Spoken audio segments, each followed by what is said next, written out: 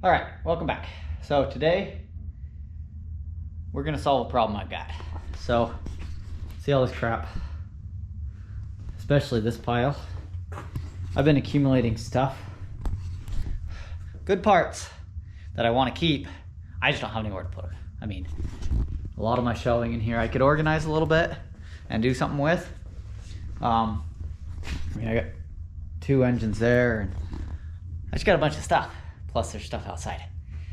And we gotta solve this problem. So we're gonna work outside the garage today, and I'll show you that. Not in the garage, we're building a shed. Didn't see that one coming, did you? Not a Suzuki. Anyway, so yesterday I got the foundation done, the base.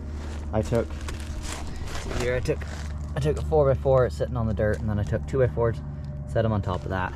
It's a 10 by 12 shed. Hindsight, I should have used 2x6s.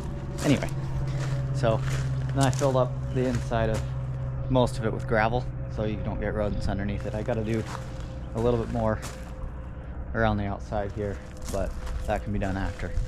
But right now I'm building, so it's gonna have 6-foot walls, and then I'm building the trusses and everything else. So yeah, just getting ready to frame up a wall right here.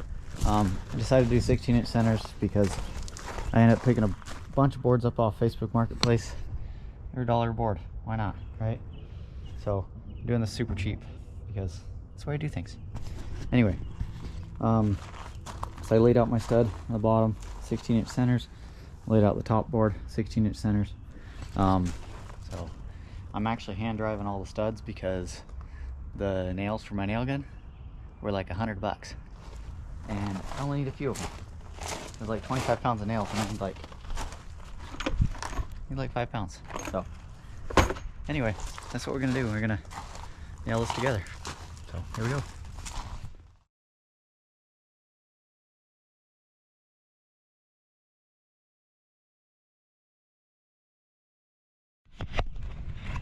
All right, we got the one nail together. As you see here, stood up. I don't have any bracing on it. It's just standing here. See? Yeah. So I'm gonna nail some bracing on this thing. So I put my corners in here. This is how you do your corners. You take normal stud goes this way, and then this wall will come in here. Yeah, so you frame your other wall here, and it's gonna come in, intersect like that. And so if you line those up there, it gives you more surface area to nail to here, as well as it gives you a nailer on the inside if you're running sheetrock or drywall, or even shelving, which I'm going to do in this. Gives you something to nail to. So let's set this down. So yeah, that's how you do your corner. So your outside is out here.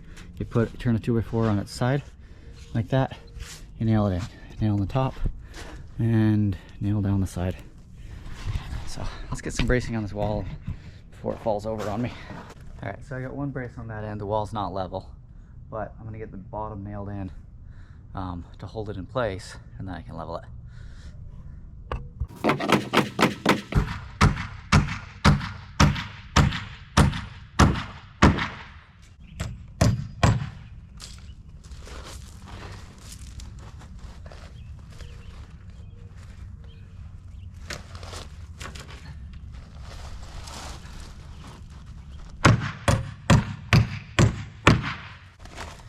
All right, let's take one more cross brace on this thing, one more diagonal up here on the front.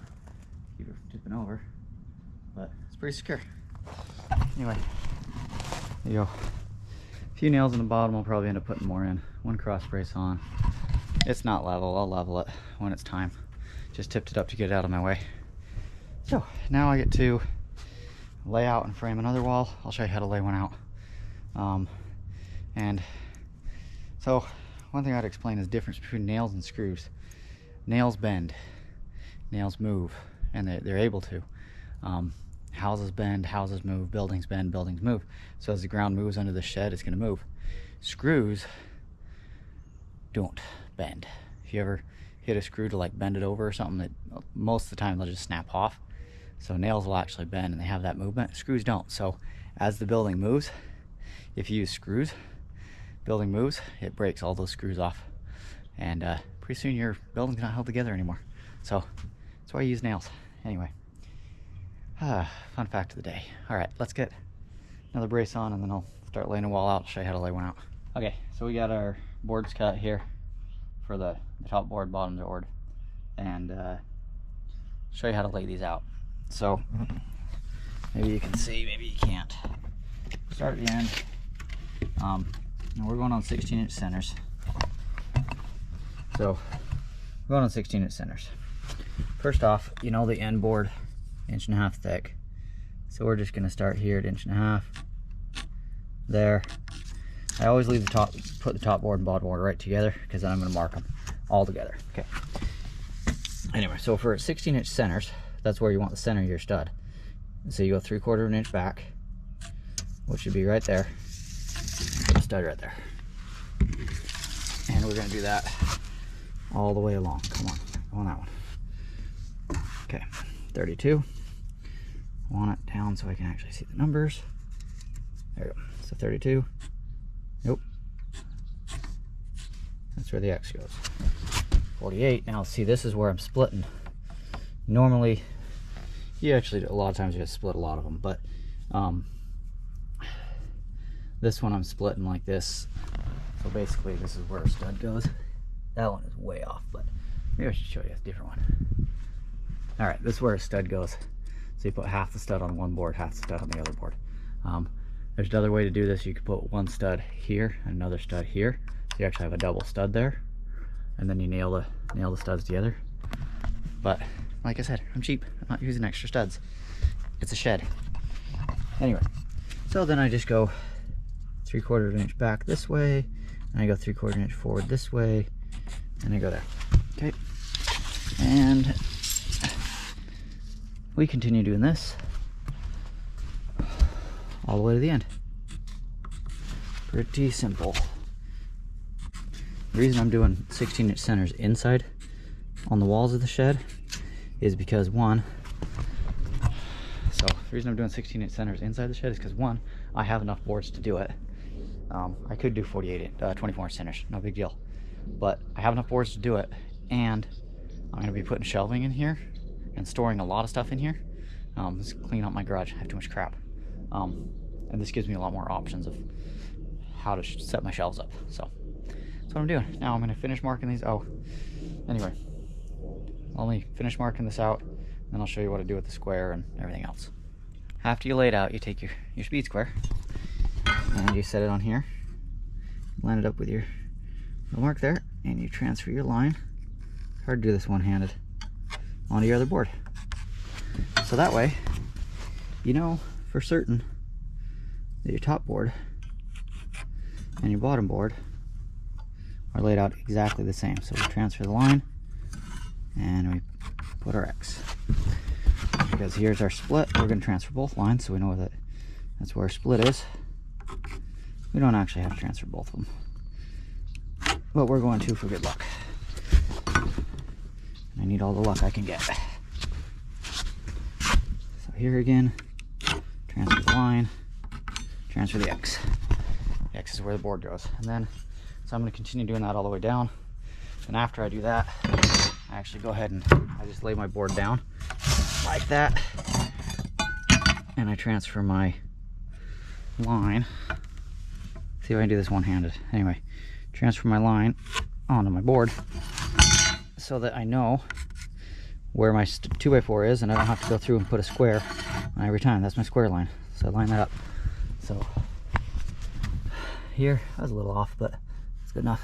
So you line your line up like that. That's how you know your studs are square. So anyway, that's how you lay it out. I'll finish this up, and then I'll cut all my studs and nail them all together, and let's see. Yeah, I'll bring it back about when it's time to stand it up. So that's what we'll do. And then I'll show you how to lay out an end wall. They're a little different. So anyway, here we go. Okay, we got the other wall up over here. So the sun come out, so put the hat on and sunglasses because I'm dying.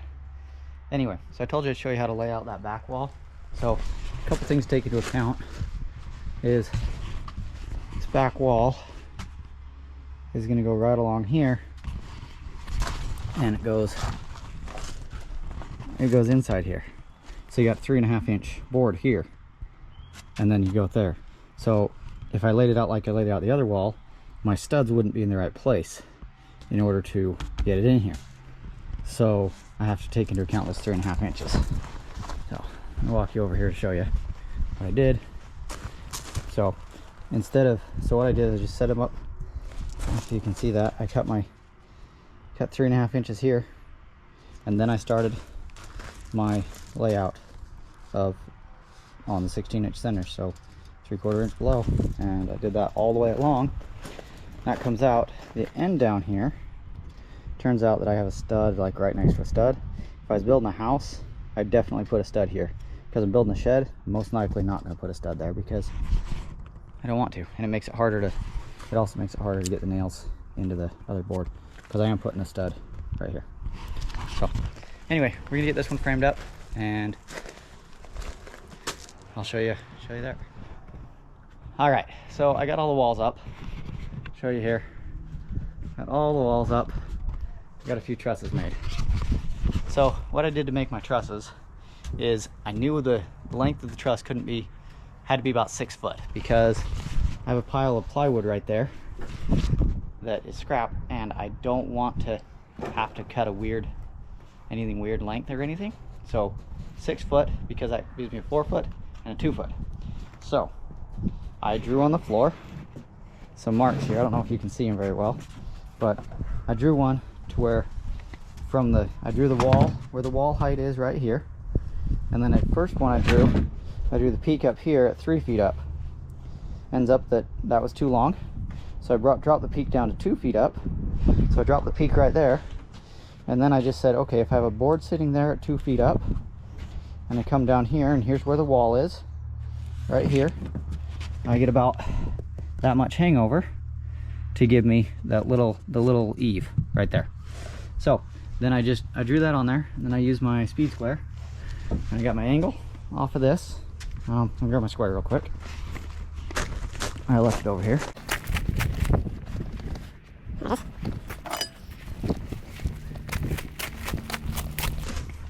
Alright, got my speed square. So to get the angle here, you set your pivot point right there. Set this side of the square on your vertical line. Come right over here, and we're at about 22 degrees. So that was my angle. I cut all the trusses at. So I cut them at that angle. See? Perfect match. And what I do is I lay them on the floor like this. I put a little helper board so it holds that end there. I line them up here. I got my board, set it on there. I bring my other board in, and I can set it right there. I get that end, that's where so that end set. I'm taking a piece of plywood like this, set it on there.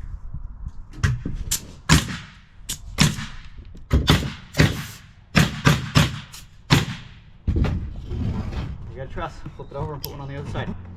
Okay, so this is one of my end trusses, so I don't put one on the outside, but all my other ones I put one on each side. Alright, anyway, so that's how you build a truss. The other thing I did is for this back wall, I gotta have little vertical studs in there. So I actually just took and drew my studs right here on the floor. And I drew the wall, everything else. So I can actually just go and cut. I can go cut all those boards. Get my lengths, cut them all, and I can actually assemble that whole thing and then stick it up there. That's my plan, because it's a lot easier. Anyway, yeah, I'm gonna continue going, get the roof trusses on. I'll show you anything important along the way. So there you go. Okay, I don't even remember where I left you guys off. It's been like 2 days, a day and a half, 2 days. Yeah. So we got a lot done. I'll show you what I did. I got all the trusses set. If you look at that, I think last time I was showing you the trusses ready to set. I set them on 16-inch centers, so they're directly above the studs. I took a board and I nailed it here and nailed it here to space the studs out. Now, I did all this myself without anybody helping, And so setting those trusses was a pain. So the first one, I cussed at it 5 or 6 times, dropped it at least twice. So then what I did is I actually nailed 2 trusses together. What I did is I took this board here and nailed it between 2 trusses. And then I nailed the board on this end, because I was coming from this side this way. So I'm gonna nail the board onto this end and then nail these 2 trusses together. So then what I'd do is I'd take and I could set the trusses and the 2 would stabilize each other, hold themselves, and I could slide them up to the next one, nail it, adjust it left, right, nail it, and be good. So that's how all the trusses got set in. There's that end wall. That was a pain. Got that all set. I put some cross braces here from one side to the other. I just nailed them into there. I toe nailed them into here, and I toe nailed from here up into here. So very strong. You can swing on these. I'm gonna end up, and they hold the walls together. So when you push down on the joist, the walls wanna go apart. So these hold the walls together. So you push down on the roof, the trusses here open up like scissors. And instead of the walls spreading apart, these hold them together. So that's what adds a lot of extra rigidity. I got all the sheeting put on, standing inside because it's hot outside. We'll walk outside. All right, so got all the sheeting put on the outside. It was a pain because this is what I was dealing with here. Like I said, I salvaged all this stuff, so it was really a scrap pile of scraps I was working with to get all the sheeting looking right. So it turned out really nice. I mean, see here in the corners I got some spots where there were imperfections, but I'm going to trim that. I get to trim that all up, so that's going to look really nice. I got the roof all sheeted. You can see that up there. Again, scrap pieces. That's what I'm using. It's a shed, it's not a house. So you can see how I put the helper boards on the end here, set my sheet on, it ran down to here. That helped get the sheet lined up with the edge so it wasn't sliding off on me.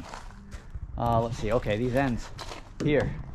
So all I did, if you look up top, if you can see that, I don't know how the sun is, took this sheet and ran it long. That way I could nail down from that sheet is supporting this piece right now. And then I'm gonna come in here with another sheet on the bottom and basically box that in. I could put some studs between here and here. If it was a house, that's exactly what I'd do. It's not a house, so that's not what I'm doing.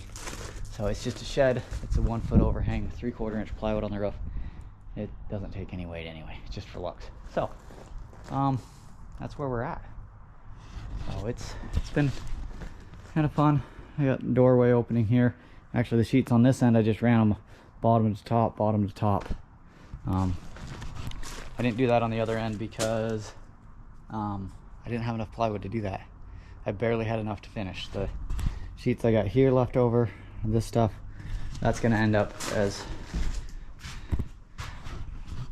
well, the camera adjusts to the light, that's gonna end up as shelving in here. I'm probably gonna come out of the 12 feet, I'm gonna come about 8 feet forward, 2 foot off the back wall, 2 foot off each side wall, 8 or 10 feet forward, and get shelving all the way around. So it's gonna be a really nice shed. I've got left to do, I've got to do paint, trim, and then roofing. So I'm actually going to paint it before I do the roofing because I got flashing that comes around the side right here, and I don't want to have to tape around that flashing. I'm just going to paint that because that's the finish there. I got to put sheeting on the bottom underside of this. I got to sheet all that. I got to sheet this. But a little bit of work yet, but for the most part the structure's done, the sheeting's done, except for the kind of the trim stuff. So anyway, I did break down and buy nails for the nail gun. Hand driving those things was a pain in the butt. I ended up finding a box of nails instead of $100. They were on sale at Lowe's. They were $50, so that was a pretty good score. Anyway, I'll bring you back probably after I have it done. I'm not sure. Probably after I have roofing and stuff. I have stuff to show you on that. I'll show you anything real specific, but it's pretty simple. But anyway, let's keep going. The shed is done. That was a lot of work. Anyway, painted it to match the house. All my shingles on there. Doors on there. Kind of nifty door latch. I stuck a wire on it so you can actually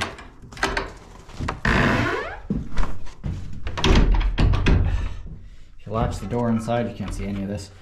You pull the wire from inside. That opens the door. Anyway, so there you go.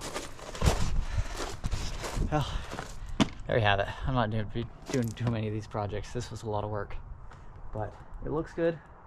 Now I got a place to put all my car parts. So, thanks for watching.